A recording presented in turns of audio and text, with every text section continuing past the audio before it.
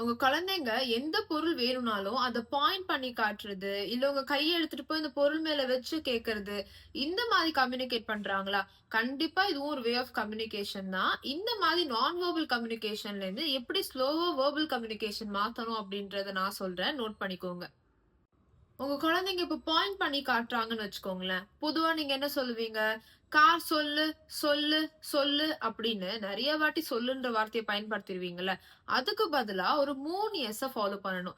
அதாவது first thing நீங்களும் அந்த பாயிண்ட் பண்ணிட்டு, கார எடுத்து அத ஷோ பண்ணுங்க. First S show. ஷோ பண்ணிட்டு ஸ்லோவா கார் அப்படின்னு சொல்லிட்டு, அத கொஞ்சம் கூட ஸ்ட்ரெஸ் பண்ணி சொல்லணும். கார். அதாவது ஷோ, ஸ்லோ அண்ட் ஸ்ட்ரெஸ். இந்த வேர்ட வந்து நீங்க இந்த 3 எஸ் பயன்படுத்தி ஃபாலோ பண்ணீங்க அப்படின்னாக்க, அது ஒரு நல்ல மாடலிங்கான அர்த்தம்.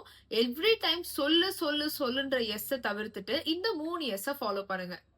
இப்போ உங்க குழந்தைங்க உங்களோட கைய கிராப் பண்ணி அந்த பொருள் மேல வச்சு டிமாண்ட் பண்றாங்க. அப்போ நீங்க என்ன பண்ணணும் அப்டின்னாக்க, திருப்பி அம்மா சொல்லு, அப்பா சொல்லுன்னு சொல்லாம, அவங்க கைய கிராப் பண்ணும்போதே நீங்க அம்மா அப்படின்னு சொல்லிட்டு போங்க. இல்ல அப்பா அப்படின்னு சொல்லிட்டு போங்க.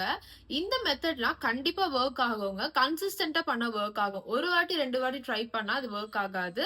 எவ்ரி டைம் உங்க குழந்தைங்க இந்த மாதிரி கம்யூனிகேட் பண்ணும்போது இத ட்ரை பண்ணி பாருங்க.